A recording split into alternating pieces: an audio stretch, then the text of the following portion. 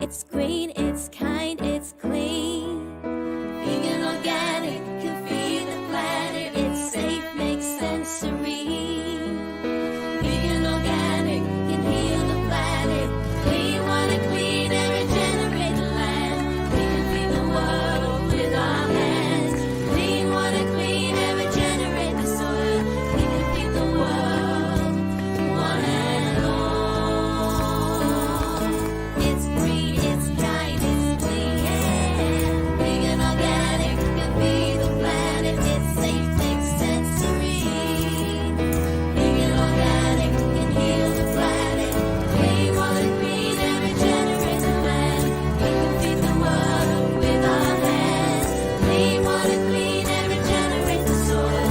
We can feed the world, one and all.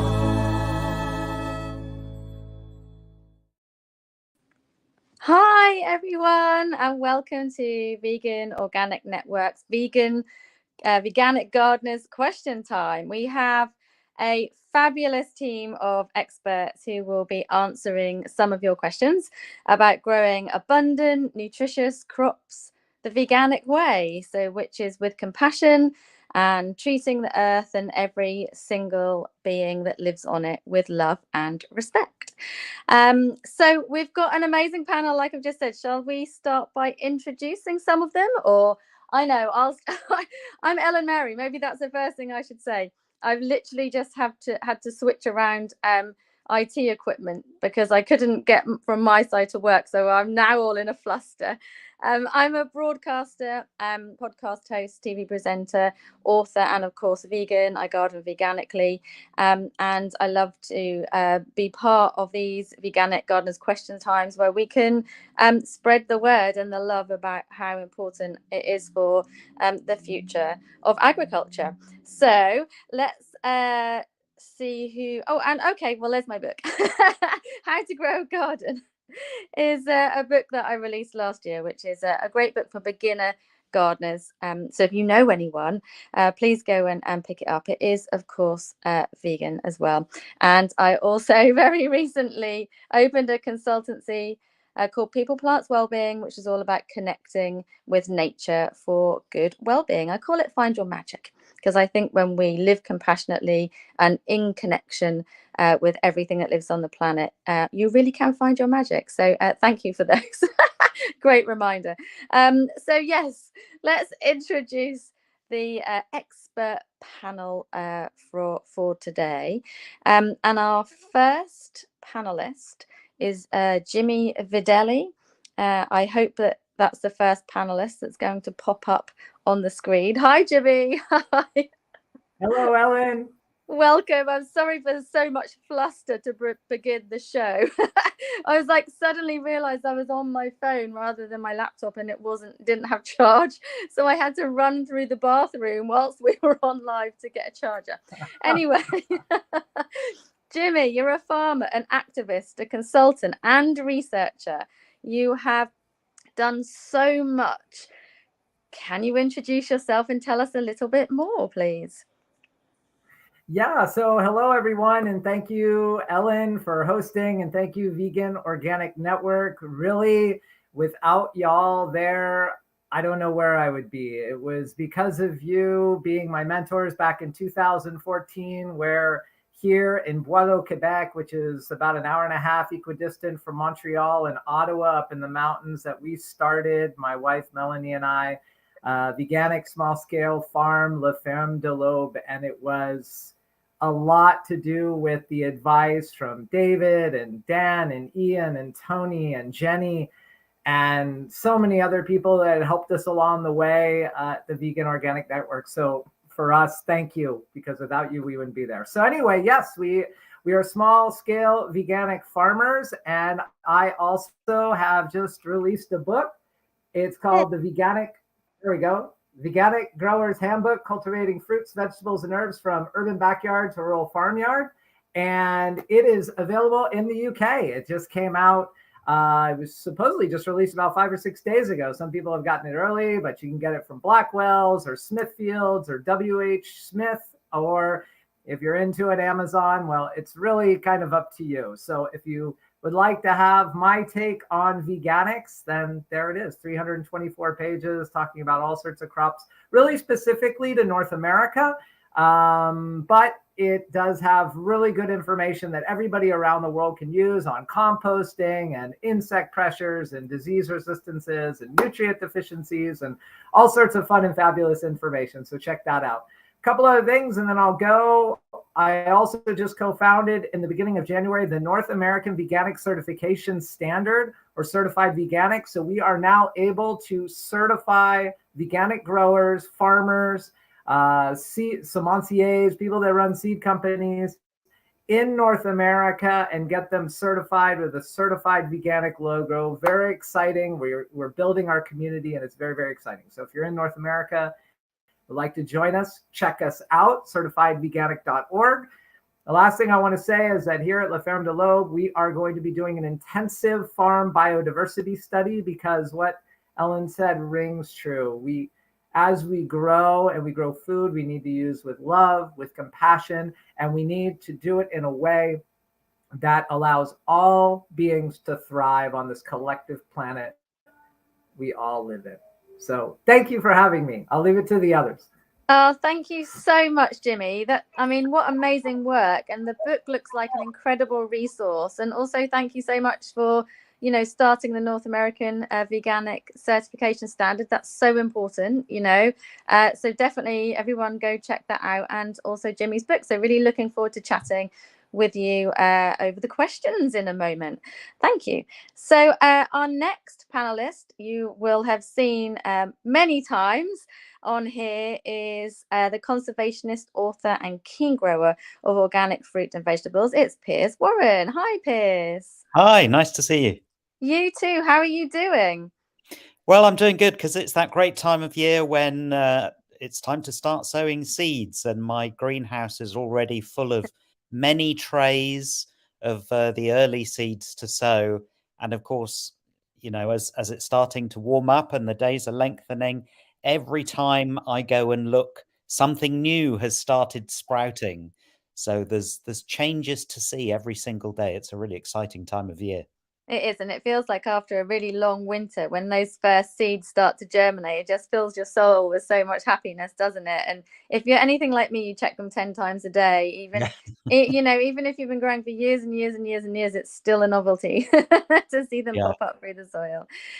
Thank you, Piers. Now, also, you are a writer of several books as well. Can you tell us a little about those? Yes, most of the books that I've written have been about wildlife filmmaking, which is a subject that I taught for many years. But I've also written a number of books connected with gardening and growing.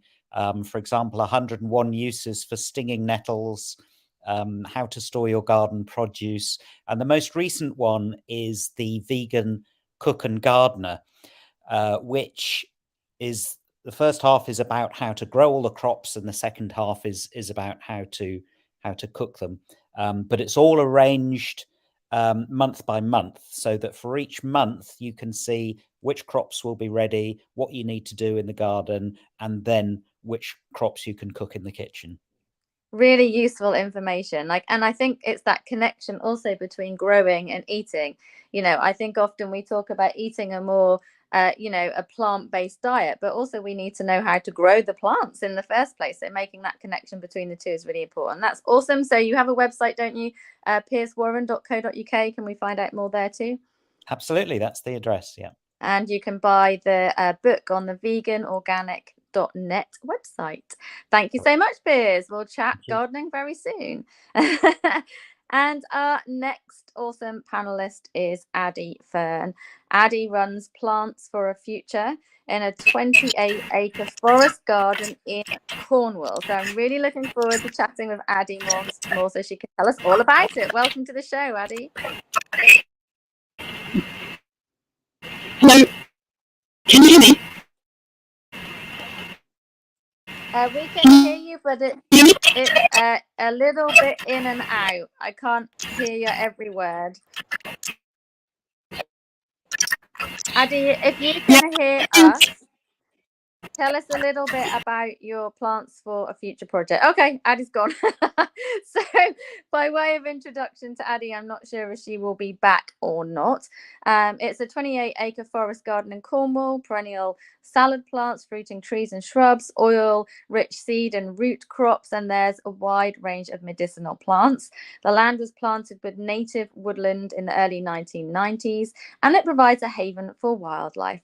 Plants for a Future will run a series of events and courses later this year, and you can find out more at plantsforafuture.theferns.info.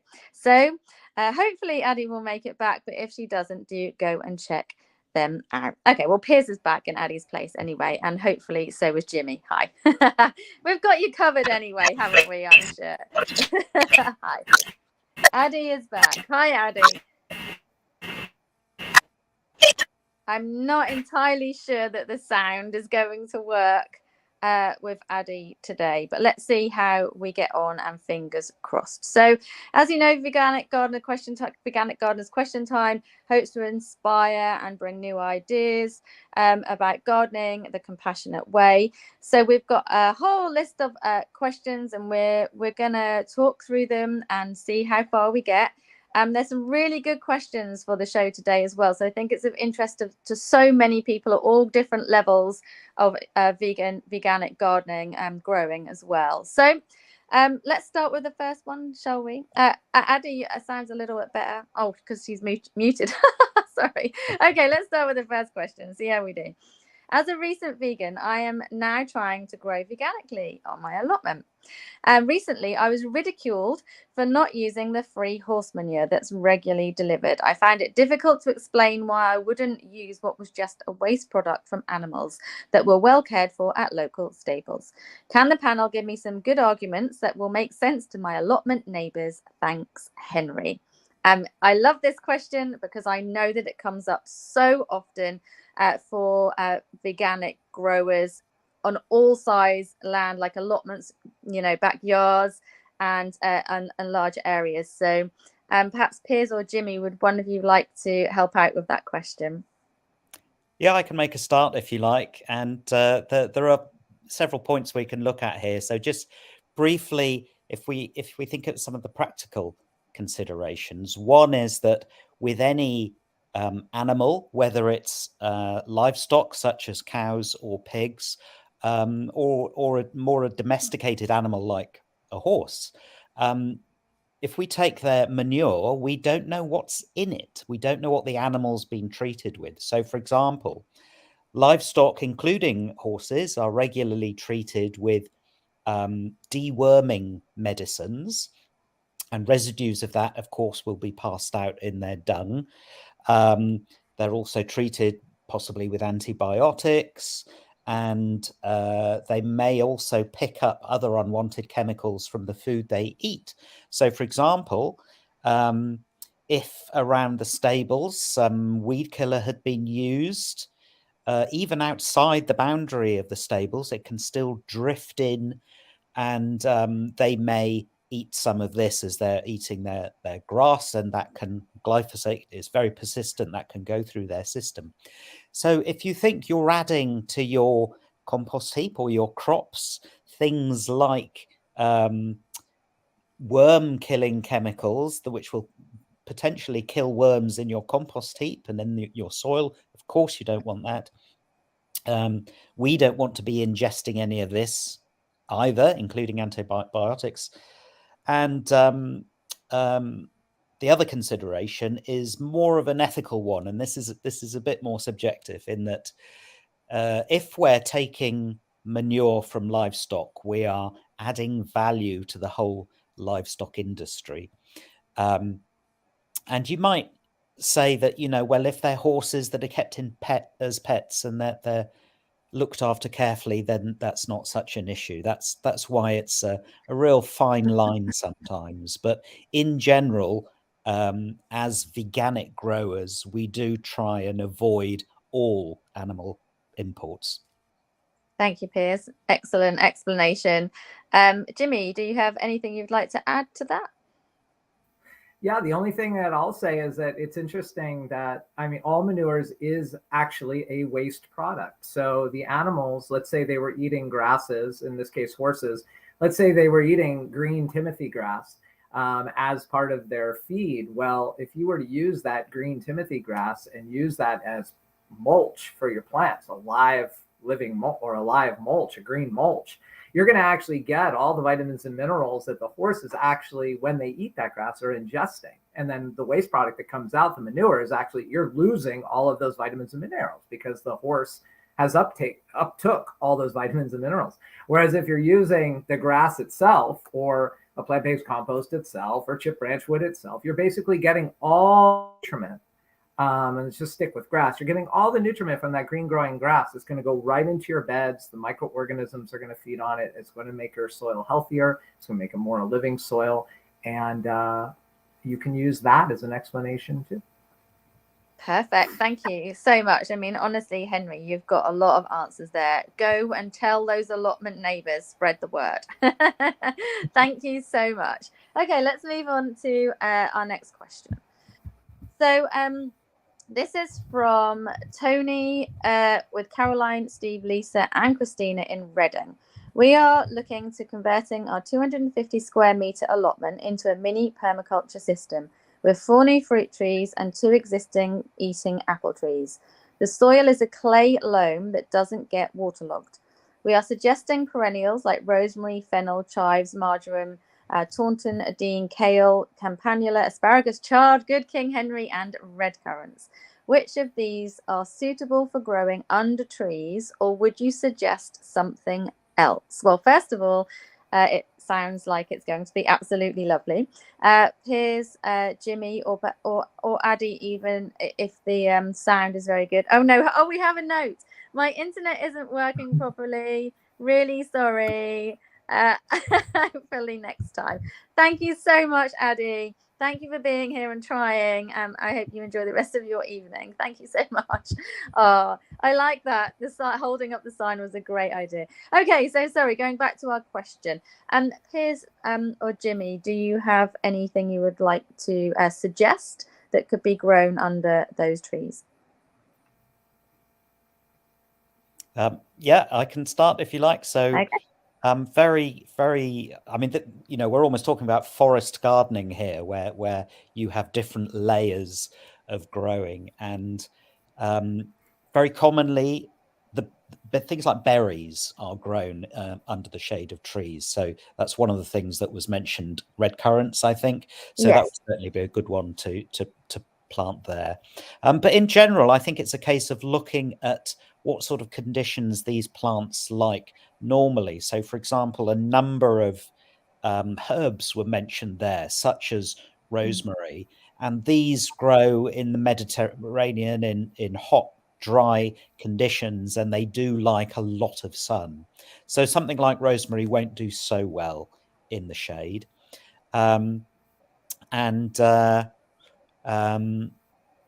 yes, and there are some others like chard. I noticed there as well.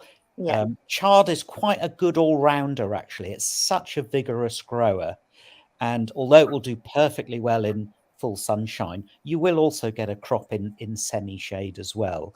So depending on your environment, some of it will just be a case of trying things out and seeing what does better in the different situations.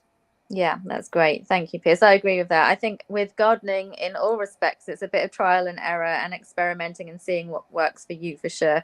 Jimmy, do you have anything else to add? Yeah, I like the idea of using herbs. Here, we never really know what our summer is going to be. Sometimes the summer is quite hot and dry. Sometimes, like last summer, it seemed to be raining or be cloudy or humid every single day. And what always seems to do well are perennial herbs. So things like lemon balm and mint, and some of these can get quite invasive, especially mint. But lemon balm kind of sticks to itself. Lavender is also a nice one. And something else to think about, I know you only have 250 square feet, so you want to focus primarily on edibles. But if you grow a little bit more chives, then you're going to have the nice chive flowers that, yes, you can eat some, but you can also bring the pollinators in, you can bring the bees in, depending on what else you're going to do with your forest garden. And if you have fruiting trees, then you're going to want the bees to come in. So consider looking at any of those herbals, medicinals, or even if they're just ornamental perennial flowers that will bring those pollinators in. Yeah, that's a great answer. Thinking about the pollinators, like you said, you're going to need those for, you know, those wonderful fruit trees that you've got growing there as well. And I'd noted definitely, like when you mentioned about the herbs, that that could be a lovely area underneath for medicinal plants. You know, thinking about what you can grow medicinally that can both help you, you know, other people and also the environment. And I think many of those will grow under fruit trees, even in clay soil. Thankfully, that doesn't get waterlogged. Good for you. Okay, so let's have a look at the next question, please. This is from Peter, and Peter is asking, oh, we have a question at the bottom of the screen. Should I answer that? Oh no, they're just popping up. I think it's because I'm on my phone. Sorry. Okay, so let's go for the next question from Peter. Peter is asking, should polyester fleece use be discontinued as it soon breaks down into a powdery mess? And it's been recently found paper contains forever chemicals. So should I stop putting toilet roll in the compost pile and discontinue cardboard mulches? So I think the question is some of the materials that we do use in the garden. Obviously, we're finding many more chemicals in them now. Should they still be used? Should they be discontinued? What are your opinions on that? Who would like to take that one first? Yeah, I'll go ahead and start with this one. So yeah, I'm not a big fan of cardboard mulch anyway. I've used it before on a couple of farms in the past, and what I find is, yes, it can suppress the wild flora that's around, or weeds, as you will. But I always found it here anyway, it would get quite waterlogged, and I never really liked the results. So if you can figure out a way to use a different kind of mulching system, preferably some sort of plant, again, chip branch wood or wood chips, I think is what you call it there, or dry straw or green hay, then I think you're going to have a lot better luck. And plus you're going to have all that broken down, and you're not even going to have to worry about the forever chemicals, because they are pervasive, they are around. So if you know that the forever chemicals are in something that you're using, then yeah, just don't. And that would be the answer to that. Yeah. Piers, is there anything that you would like to add? Well, it's really difficult because so many papers and cardboards and things like that, we just don't really know what they contain. And it can be really, really hard to find out. So, for example, a lot of most cardboards are held together with some sort of glue. And as you know, many glues are made from animal products, such as hooves. But to try and find out whether a particular cardboard box that you've just emptied has got glue made from animal hooves, it would be pretty much impossible to find out. So it is a very difficult decision, because cardboard can be useful, but there are other things that we can use, as Jimmy says. So if you're worried about it, and if in doubt, then don't use it. The other thing that was mentioned was these fleeces that sort of, degrade into mush after a while. There are lots of different coverings that we can get to protect plants, whether it's to protect them from weather or protect them from insects and things like that. And as organic growers, one of the problems we always face is how to protect our plants, because we're not using chemicals or anything like that. So one thing to think about is what these materials are made of and how long they last. So, for example, I have a big roll of a very fine netting. It's so fine that butterflies can't even lay eggs through it, and yet it lets in 95% of the light. The point about it is that it's very long lasting. So I can use it year after year after year. And as Monty Don often tells us, it's not the use of plastics so much as the disposal of plastics that's the problem. So, I'm sure all veganic growers use plastic plant pots to some degree because, you know, they come with every plant we buy, and we've all got a stack of them. And but as long as we keep reusing them, then at least we're not throwing them away. So that's another thing to think about. Yeah, absolutely. Yeah, I that's think a like really that. good point. Yeah, I agree. Sorry, Jimmy. Yeah, I totally agree. It's a good point. And I think the main note there really to take away is, if in doubt, don't use it. You know, and it can be difficult because, like you said, cardboard especially is used a great deal in growing, especially with the kind of no dig movement happening as well. Cardboard is used a lot, but also ink on cardboards is a, you know, you often see, you know, like the brand name or the delivery company on the cardboard. That's ink that you don't really want in your soil either. So I just, if in doubt, don't use it. And sometimes I think to myself when I'm asked questions like this is, what used to happen before we invented cardboards and toilet rolls and fleeces? But things used to grow naturally and very well, you know. So I kind of go back, if you like, a long time and think, well, how did things used to grow? And that's probably the better way to do it. Although obviously we have learned a lot more about growing. Cardboard wasn't used then, fleeces weren't used then, and there were still abundant crops. Okay, so thank you so much. Let's move on to the next question. The next question is from Simon Rycroft. To produce a bounteous crop in each of the 4 seasons, which 4 crops would the panel recommend for my small allotment? So 1 crop for each season. Okay, this is a great one. I love this. I mean, there's so many to choose from. We could have done a quick fire question round, couldn't we? Like January, February, March, April. Okay, let's go for it. It's spring. So who wants to take spring first? Give us some ideas. I'd go for broad beans because they're so easy to grow, and if you start them off in November, you can get an early crop. I have broad beans that have already been in full flower for a few weeks already, and they're very prolific, very easy to grow, and they have many uses. So that's my spring tip. Perfect. Okay, let's go summer, Jimmy.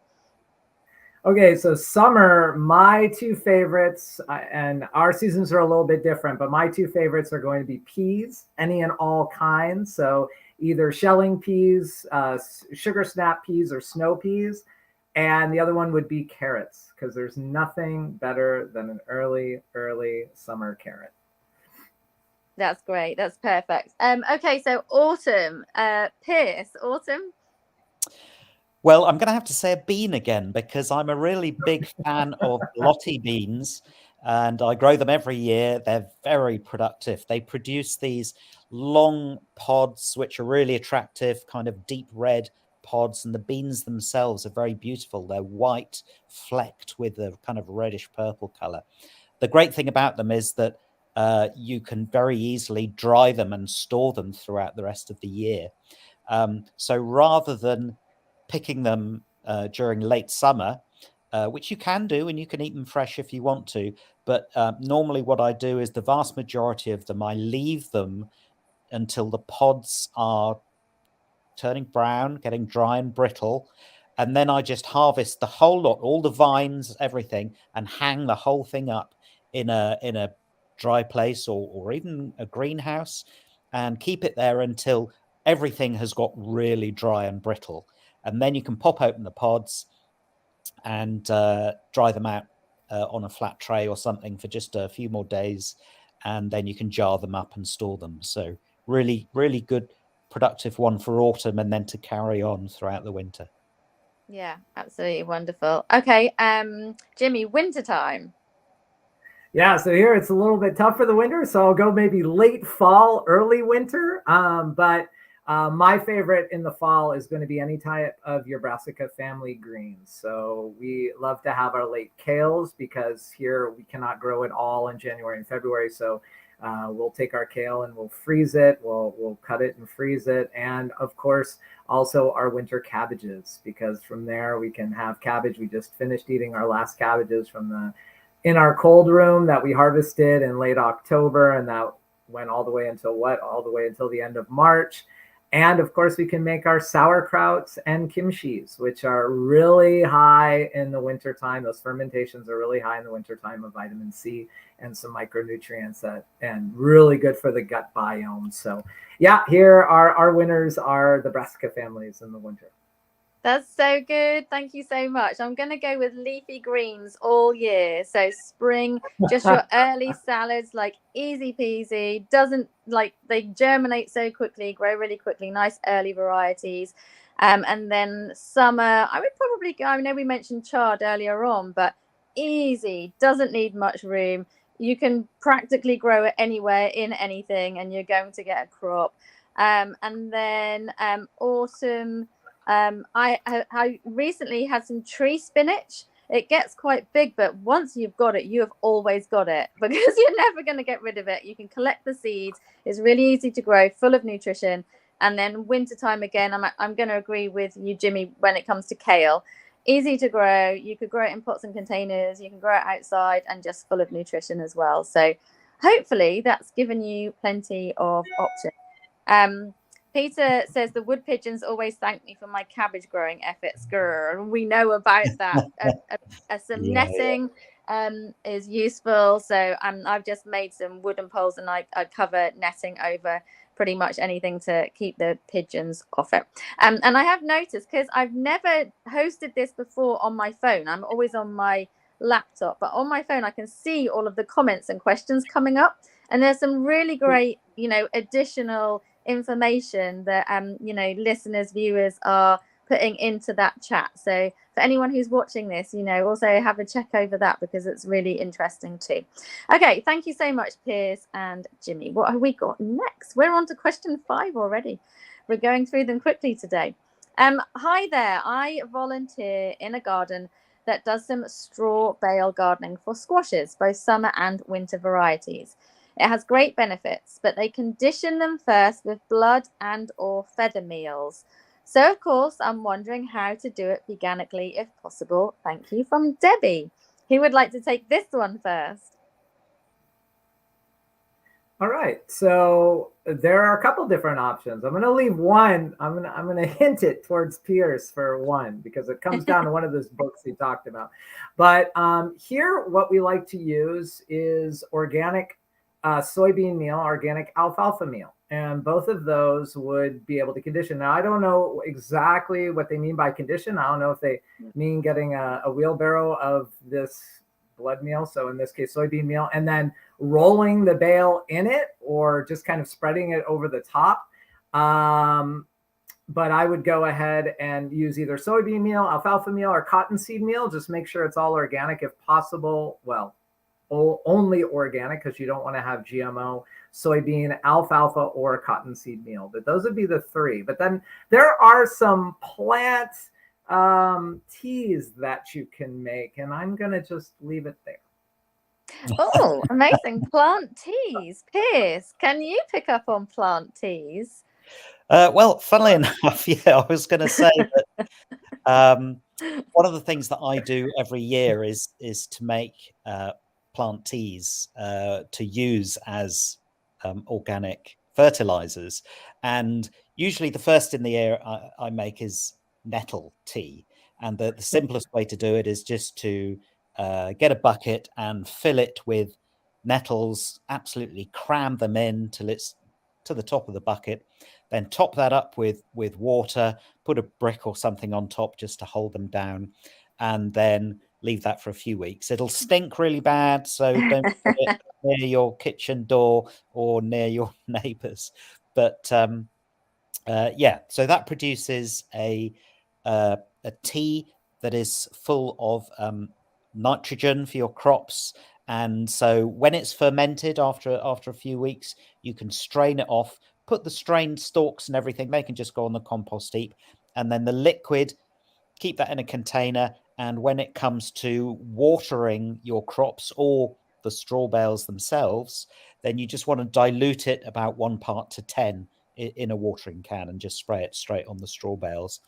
And then later in the year, I do the same thing with comfrey. Process is exactly the same, except you end up with a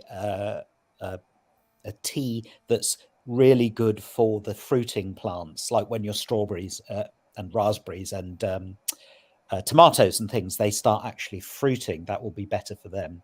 So the nettle tea is good for promoting lots of leaf growth, and the comfrey tea is good for the fruiting stage. That's perfect. Piers, how, with your book about nettles, how many ways are there with nettles again? Please do remind us. There's 101, and making nettle tea is only one of them.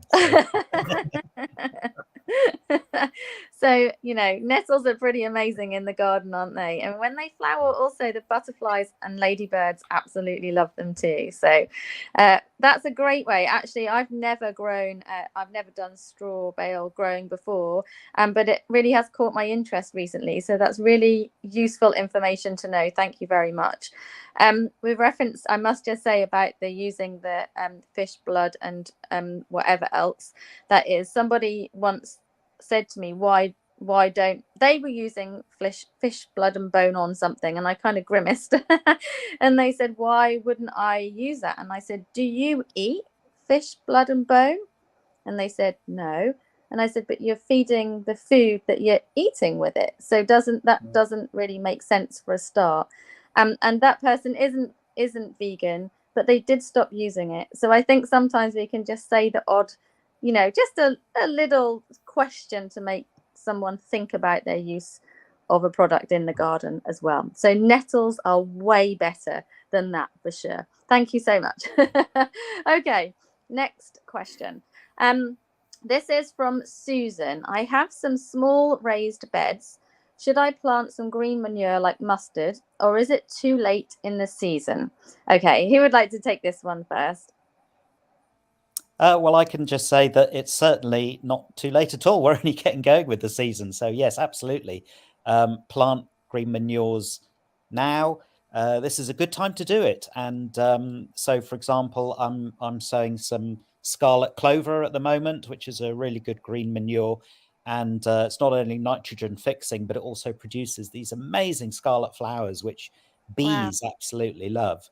So an important thing is, of course, not to leave soil bare. So if you've got a patch that you're not going to use for a while, let's say you've reserved it for growing pumpkins later in the year, then absolutely get the green manures in now.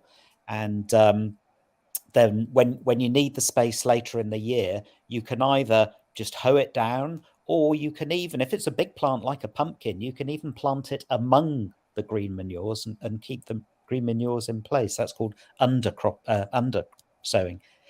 And yeah, so normally green manures can be sown anytime between now and, let's say, September. So yeah, absolutely do it.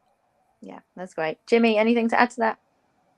Yeah, that's an excellent point. You can plant them at any time. And I really love this underseeding concept. We do it all the time here. We underseed all of our brassicas with a red clover, or like a crimson clover that Piers was just talking about, with a beautiful red flower to it. We also underseed all of our corn. We can underseed our tomatoes. We can underseed pretty much everything. And if you want to plant your mustards now, yeah, it's absolutely perfect time. So wonderful. Just to reiterate.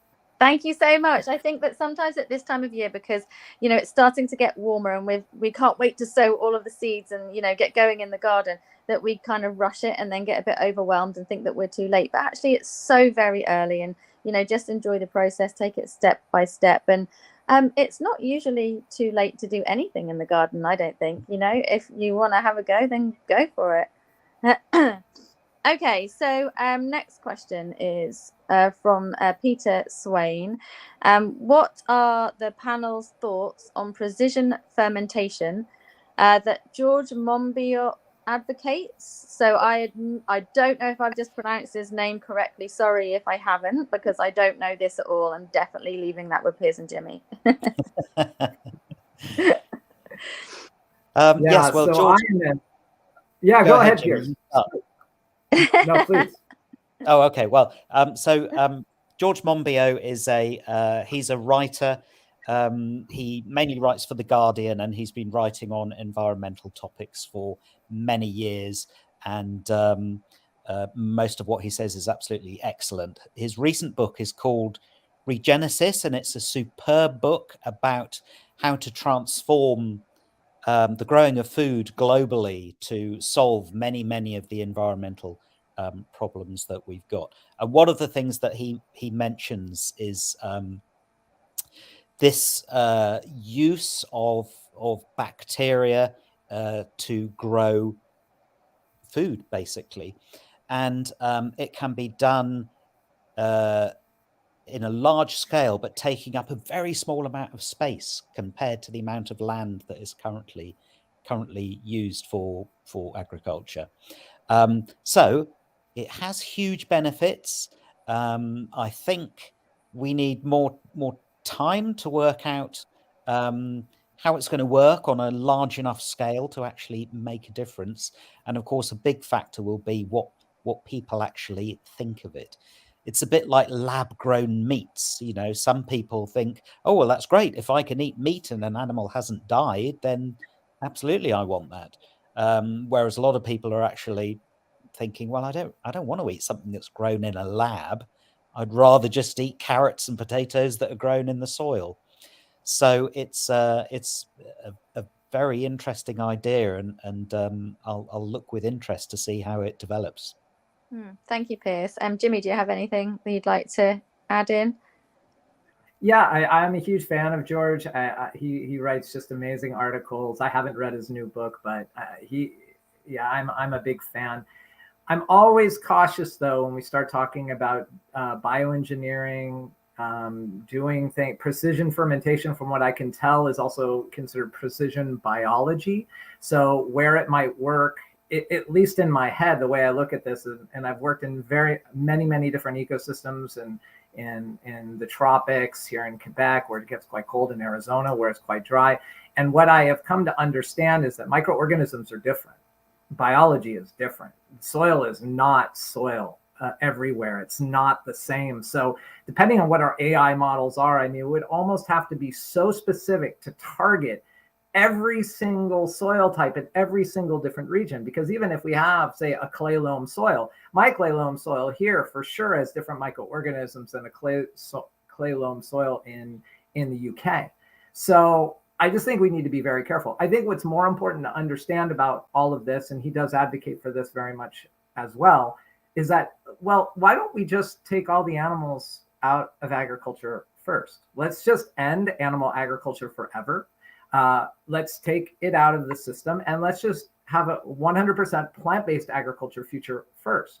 There are already farmers that are doing it and who can teach, and growers who are doing it and who can teach. So why don't we do this first, and then we can see how much less land we actually need, because we already know that we need a lot less land to grow plants than we do to raise animals. So let's do this first, and I think we can solve our feeding the world population, our scalable problem, and also the big thing that we should be doing also, which is rewilding. That's the most wonderful explanation and point there. Why don't we just end animal agriculture and then go with it and see what happens? And I think, you know, those of us who read about this, research it, and actually implement it and work in it, we know that it's going to be so much better for people, animals, and the planet overall. And there will be things that would come up under that system, and we would work with them and find out what's best for everyone. And also, I must now go and find out more about George, because I didn't know. So I'm now going to go and find out a lot more about him. Okay, so we only have a couple of minutes left. So I wonder if we could just do a really quick answer to the next question before we finish up. And that is, how do stock-free organic or veganic farms compare to organic farms in terms of production? From David Mather. Perhaps, Jimmy, can you give us some insight into that? Yeah, I'll give you a quick explanation. So in 2018, I did a study for the Humane Political Party. I was a volunteer researcher, a part of the economic transition team. And what I took was the production that we had here for our vegan organic model of 13 different crops. And I compared that to both conventional systems and organic systems within North America. And what we found was that actually the veganic production here was 3% higher than conventional and 41% higher than organic production. Now, on a small scale model, what we can do, which is so interesting, is we can have permanent beds. We don't need tractors. And so we're not losing that space that bigger agriculture, bigger organic agriculture has to lose in order to get those tractor tires in. So from a small scale perspective, at least what it looked like from the data was that, yes, actually vegan organics could be far superior to even organic agriculture. Perfect. Thank you. It's been so much fun talking to you both, Piers and Jimmy. Thank you so much for being part of the panel this evening, and to Addy for trying as well. Perhaps next time, Addy, maybe the internet will be working for you. But we really appreciate both of you, Piers and Jimmy, answering questions so thoroughly and so interestingly as well. And for everyone for watching and sending in your questions. Obviously, these Gardeners' Question Times happen very frequently, so keep your eye out on social media, on the website, on the YouTube page, and see what's coming up next. So thank you, everyone. Don't forget to sign up for the free Vegan Organic Network newsletter. Become a member. You'll be able to receive the magazine Growing Green International and be part of the veganic growing revolution. Thank you to everyone. And I'm so pleased because my battery is about to give up on my phone also. Thank you so much, everybody. Happy gardening, happy growing. Bye-bye. Bye.